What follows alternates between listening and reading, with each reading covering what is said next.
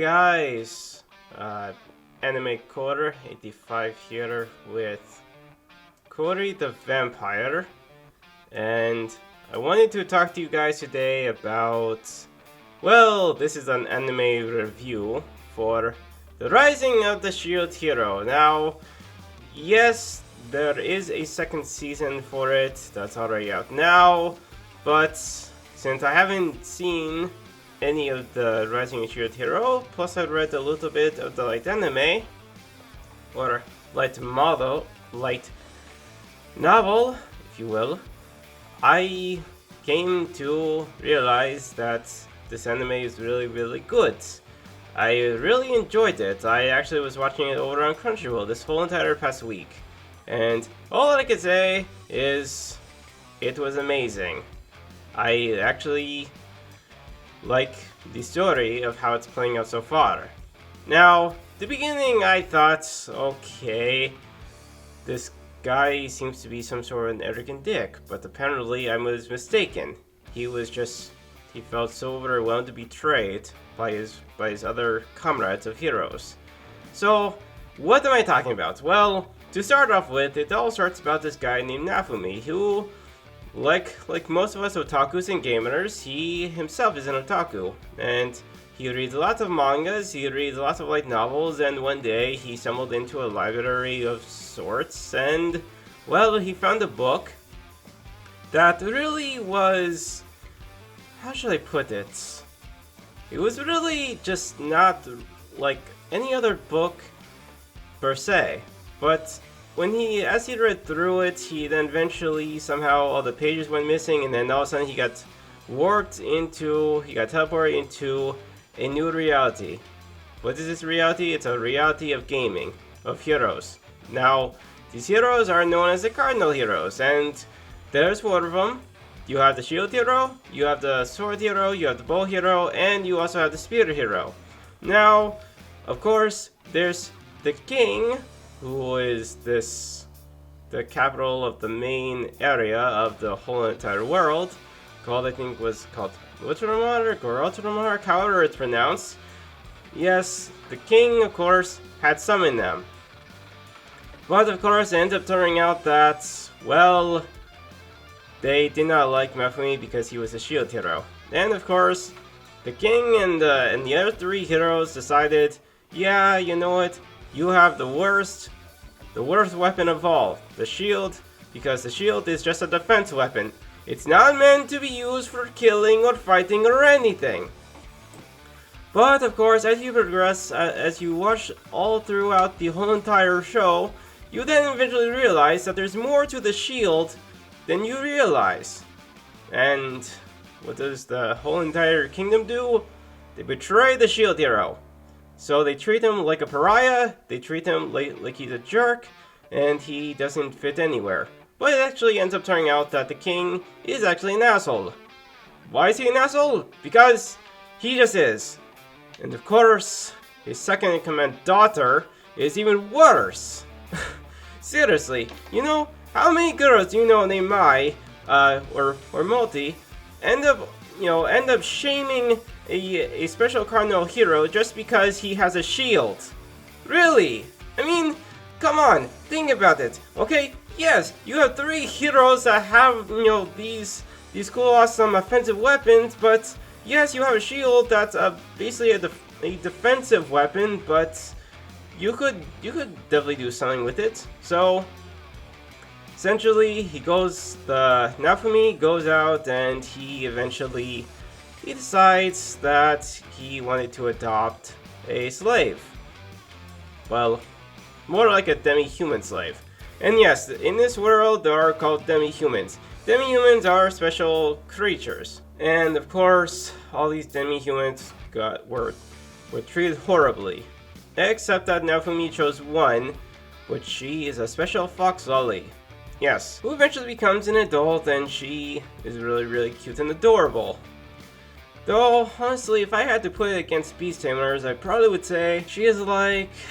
What is she like? She's like the same, like Kanade from Beast Tamers. She's like her, but well, her personality is kind of similar to Kanade's, but still.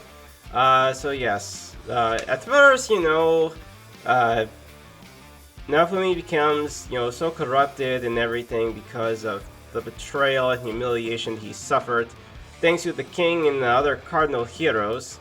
And of course, eventually he then realizes that he finds out that, well, he decides to make this one little woman, this one little girl, his slave. But eventually she becomes a nice friend, and so she decides to join him on his quest. So they go around to different villages, trying to save people as best as they can, and of course eventually they run into an all-out match war against these monsters, and they're called the Waves. But eventually, turns out that the other three heroes did a poor job at helping maintain, stability and order to the villages that they came, and end up making a disaster out of all of them. So, what does Naofumi have to do? He has to clean up messes. That's what his job is. And of course, no one ever gives him anything in return for such awards except for the villagers that give him gold coins and the places to sleep and food and a whole bunch of stuff. So essentially the villages in other parts of the world are really nice to him, except for Ultramark, which is the capital of pretty much everything else around. So that's pretty much it. But yes, definitely give this anime a watch. It's definitely worth it. I was trying to watch season 2, but apparently it's not available on Crunchyroll. I don't know why. And I also tried watching what else? I also tried watching it on Prime, but apparently that's not even season 2 isn't even available on Prime. I mean, there's like 3 different versions. There's the original, there's the Japanese, and then there's Part 2 Uncut, which I don't understand. Why is there a Part 2 Uncut when there should just be Season 2? Honestly. So, now I have to probably either go on 9 Anime or somewhere else that actually has it. But yes, I still need to go back and reread the light novel and the manga for the whole entire thing. And actually, one thing I just realized is that there's apparently a video game based on the actual anime. So that's an interesting thing I just learned. But alas, I'm not that interested in playing a mobile game because mobile games just cannot catch my interest. However, for you that actually does enjoy mobile games, you might actually like it. I actually found that out off of Wikipedia. Yes, the most annoying and the most insecure website that doesn't really give a really knowledgeable source. Okay, first of all, it has .org in it, so you would assume Wikipedia is basically a good place for you to get all your really good wealth of knowledge from, but apparently it's not. It's just, anybody could just go into Wikipedia and actually change everything within it. And I remember there was some sort of documentary about a guy who actually created Wikipedia or something. He gets paid for it, but I don't remember what it's actually called. But yes, anyways, my review score for this anime is really good. I give it about, an 8 out of 10.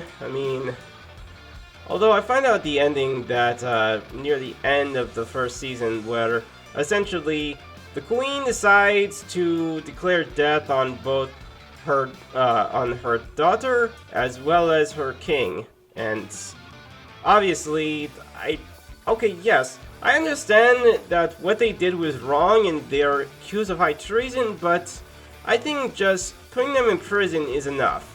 I don't think there's a reason to sentence them to death just because of what they did. Now, of course, I would have probably suggested if I was in her position, I would have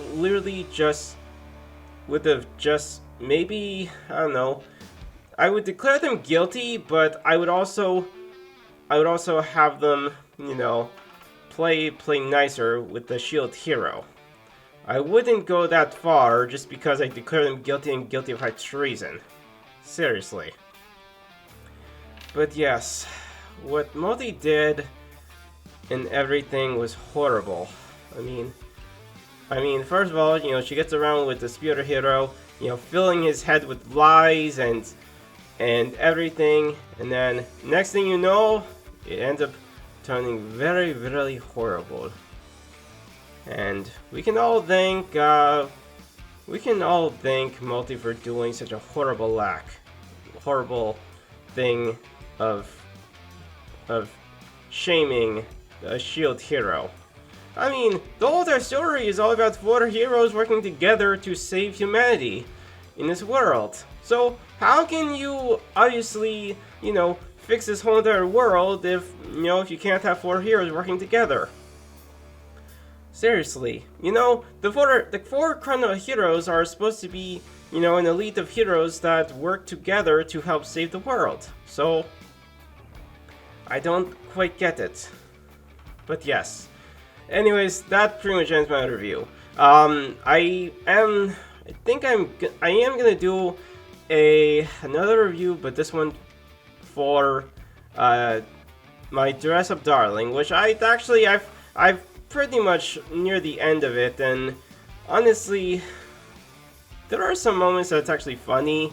Although honestly, I think that the main protagonist for that anime is really quite a pathetic loser. Yes, I understand, you know, he loves working with Tina dolls and he loves the creativeness of it, but honestly, he really has to get over his shyness of working with a woman.